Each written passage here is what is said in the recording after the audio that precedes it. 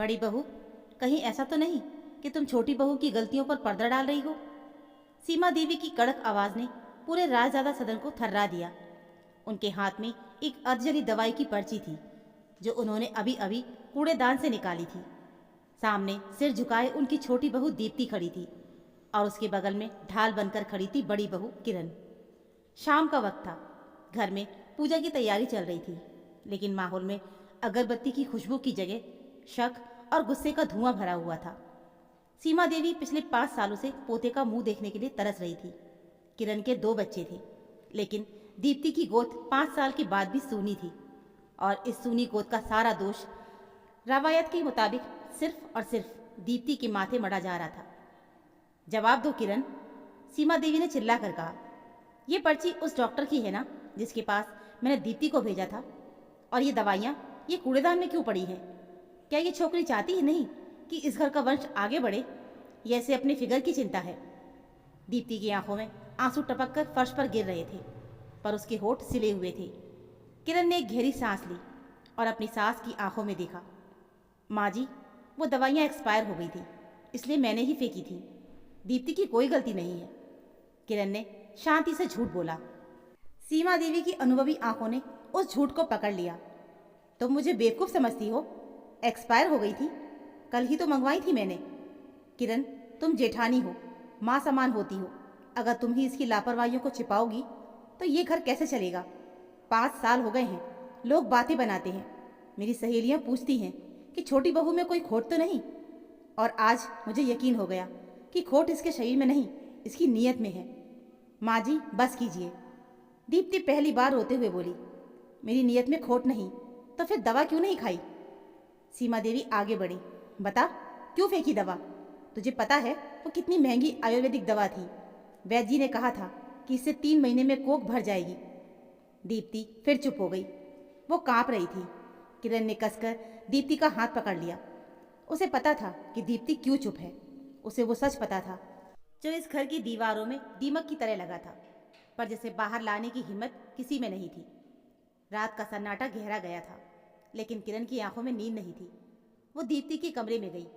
दीप्ति खिड़की के पास बैठी चांद को घूर रही थी, जैसे उससे अपनी पीड़ा साझा कर रही हो। दीप्ति, किरण ने उसके कंधे पर हाथ रखा। दीप्ति मुड़ी और किरण के गले लगकर फपक पड़ी। दीदी, अब और नहीं सहा जाता। रोज रोज के ताने, रोज रोज का ये जहर। माँ जी मुझे बांझ कहती है, कुलक्षणी कहती है। मैं कब तक चुप रहूं? किरण की आंखों में भी नमी आ गई। मैं जानती हूँ दीप्ति, तू देवी है जो इतना विष पी रही है। सच ये था कि कमी दीप्ति में नहीं थी, कमी सीमा देवी के लाडले छोटे बेटे और दीप्ति के पति वीर में थी। शादी के 2 साल बाद जब बच्चा नहीं हुआ तो दीप्ति और वीर ने चेकअप करवाया था। रिपोर्ट साफ थी। दीप्ति पूर्ण रूप से स्वस्थ थी, लेकिन वीर पिता नहीं बन सकता। वीर उस दिन बहुत रोया था। उसने दीप्ति के पैर पकड़ लिए थे। दीप्ति, अगर ये बात माँ या समाज को पता चली तो मैं जीते जी मर जाऊंगा। मेरी मर्दानगी का मजाक उड़ेगा। प्लीज़ ये राज अपने तक रखो। हम इलाज करवाएंगे, सब ठीक हो जाएगा। और उस दिन दीप्ति ने एक पत्नी होने का, एक प्रेमिका होने का ऐसा फर्ज निभाया कि उसने अपनी ही सासू माँ की नज़रों में खुद को दोषी मान लिया। उसने वो सारे कड़वे काढ़े पिए जिनकी उसे ज़रूरत नहीं थी। वो सारे टोने टोटके सहे जो उसके लिए बेमानी थी। लेकिन वीर का अहंकार और डर समय के साथ इतना बढ़ गया कि वो दीप्ति के त्याग को उसका फर्ज समझने लगा। वो माँ के सामने चुप रहता। जब सीमा देवी दीप्ति को कोसती तो वो ऑफिस चला जाता, दोस्तों के साथ घूमता, और घर में दीप्ति अकेले उस मानसिक प्रताड़ना को झेलती। किरण को ये बात 6 महीने पहले पता चली थी, जब उसने दीप्ति को वीर की पुरानी रिपोर्ट्स देखते हुए पकड़ लिया था। तब से किरण ढाल बनी हुई थी, लेकिन आज पानी सर से ऊपर जा चुका था। अगली सुबह घर में कोहराम मच गया। नाश्ते की मेज पर सीमा देवी ने अपना फैसला सुना दिया। मैंने सोच लिया है, अगर इस दिवाली तक दीप्ति ने खुशखबरी नहीं दी तो वीर की दूसरी शादी होगी। चम्मच दीप्ति के हाथ से छूटकर प्लेट में गिरा। वीर जो अखबार पढ़ रहा था एकदम से सकपका गया। माँ, ये आप क्या कह रही हैं? सही कह रही हूँ। सीमा देवी की आवाज़ पत्थर जैसी सख्त थी। खोट जब मशीन में हो तो मशीन बदली जाती है। मुझे मेरा वंश चाहिए। अगर दीप्ति माँ नहीं बन सकती तो उसे इस घर में रहने का कोई हक नहीं। मैं पंडित जी से बात करके आई हूँ। अगले महीने एक अच्छी सी लड़की देखनी है। दीप्ति का चेहरा सफ़ेद पड़ गया। वो वीर की तरफ देखने लगी। उम्मीद थी कि आज तो उसका पति बोलेगा, आज तो वो कहेगा कि माँ, दीप्ति को मत निकालो, कमी मुझ में है। लेकिन वीर ने नजरें झुका ली। उसने धीरे से कहा, माँ अभी जल्दी क्या है, थोड़ा वक्त और। 5 साल कम नहीं होते वीर। सीमा देवी चिल्लाई। तू चुप रह, तू अपनी बीवी के मुंह में अंधा हो गया है। दीप्ति ने एक बार फिर वीर को देखा। उस नज़र में सवाल था, क्या मेरा त्याग, मेरा प्रेम, मेरा आत्मसम्मान से भी सस्ता है वीर? वीर खामोश रहा। किरण से अब रहा नहीं गया। वो उठी और सीधे अपने कमरे में गई। 2 मिनट के बाद वो एक फाइल लेकर लौटी। माँ जी, दूसरी शादी ज़रूर कीजिएगा। किरण की आवाज़ में एक अजीब सी शांति थी। उसने वो फाइल डाइनिंग टेबल के बीचों बीच ला के रख दी। ये क्या है? सीमा देवी ने पूछा। ये वो सच है जिस पर मैं और दीप्ति अब तक पर्दा डाल रहे थे, लेकिन आज पर्दा हटाना ज़रूरी है, क्योंकि अब बात दीप्ति के अस्तित्व पर आ गई है। किरण ने वीर की तरफ देखा। वीर का पसीना छूटने लगा। भाभी प्लीज़, वीर गिड़गिड़ाया। चुप रहो वीर। किरण ने पहली बार ऊंची आवाज़ में कहा, बहुत हो गया। तुम्हारी झूठी शान के लिए इस लड़की ने अपनी आत्मा को छलनी कर दिया। इसने रोज़ जहर पिया ताकि तुम समाज में सिर उठा सको, और तुम अपनी माँ के सामने कायर बनकर बैठे हो। जब वो इसे घर से निकालने की बात कर रही है, शर्म नहीं आती तुम्हें? सीमा देवी ने कांपते हाथों से वो फाइल उठाई और खोली। वो पढ़ी लिखी थी, मेडिकल रिपोर्ट्स की भाषा समझती थी। जैसे जैसे उनकी नज़र पन्नों पर घूम रही थी, उनके चेहरे का रंग उड़ता ही जा रहा था। मेल इनफर्टिलिटी, पुरुष पांचपन शब्द उनकी आंखों में चुभ रहे थे। कमरे में मौत जैसा सन्नाटा छा गया। सिर्फ दीवार घड़ी की टिक टिक सुनाई दे रही थी। सीमा देवी ने फाइल बंद की और धीरे से मेज पे रख दी। उन्होंने वीर की तरफ देखा। वीर से नजरें नहीं मिलाई जा रही थी। ये सच है? सीमा देवी ने बहुत धीमी आवाज में पूछा। वीर ने सिर्फ सिर झुका लिया। सीमा देवी कुर्सी पर ढह सी गई। हाय राम, तो कमी मेरे बेटे में थी, और मैं पिछले 5 सालों से इस निर्दोष बच्ची को कोस रही थी। मैंने क्या कुछ नहीं कहा इसे, बांझ, कुलक्षणी, मनहूस। उनका गला भराया। वो उठकर दीप्ति के पास गई। दीप्ति अभी भी पत्थर की तरह मूर्ति बनी बैठी थी। सीमा देवी ने दीप्ति के सिर पर हाथ रखा। मुझे माफ़ कर दे बेटी। मैं एक सास बनकर इतनी अंधी हो गई कि मुझे एक औरत का दर्द नहीं दिखा। मैं अपने बेटे के मुंह में राक्षस बन गई थी। फिर वो वीर की तरफ मुड़ी। उनकी आंखों में आग थी। एक जोरदार तमाचा वीर के गाल पर पड़ा। चटाक। लानत है तुझ पर वीर।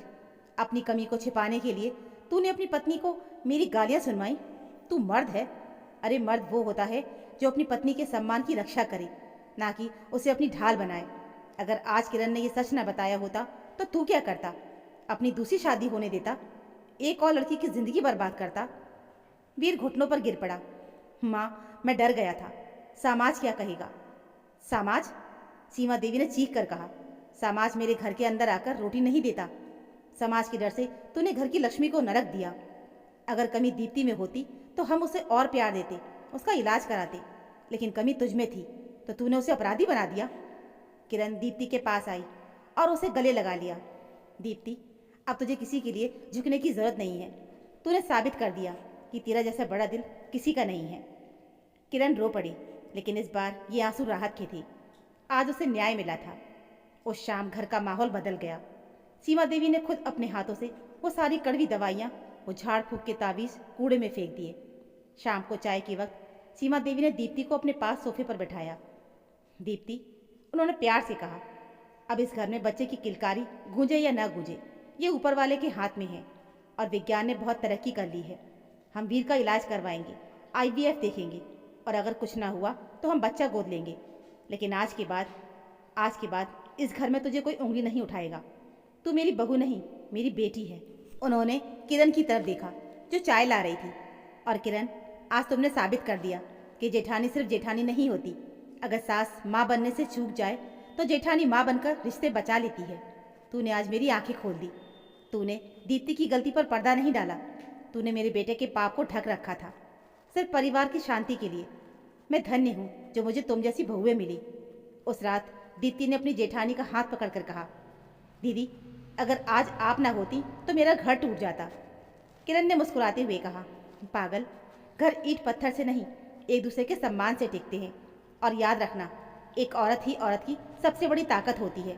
जब हम एक दूसरे के लिए खड़े होंगे तभी ये दुनिया बदलेगी। दोस्तों, ये कहानी सिर्फ दीप्ति की नहीं, ये हमारे समाज के उस कड़वे सच की है जहाँ आज भी निसंतान होने का सारा दोष सिर्फ महिला के माथे पर मढ़ दिया जाता है। हम विज्ञान के युग में जी रहे हैं, फिर भी हमारी सोच वही पुरानी है। एक पत्नी अपने पति के सम्मान के लिए विष पी लेती है, लेकिन क्या पतियों का फर्ज नहीं बनता कि ये सच स्वीकार करें? रिश्ते विश्वास पर टिकते हैं, थोपे गए दोषारोपण पे नहीं। तो दोस्तों, ये थी हमारी आज की कहानी। उम्मीद है आपको ये कहानी ज़रूर पसंद आई होगी। इस कहानी को लेकर आपकी क्या राय है, हमें कमेंट में ज़रूर बताइएगा। कहानी अच्छी लगी हो तो प्लीज़ वीडियो को लाइक और चैनल को सब्सक्राइब ज़रूर कर लीजिएगा। मिलते हैं फिर एक और ऐसी नई कहानी के साथ। तब तक के लिए धन्यवाद।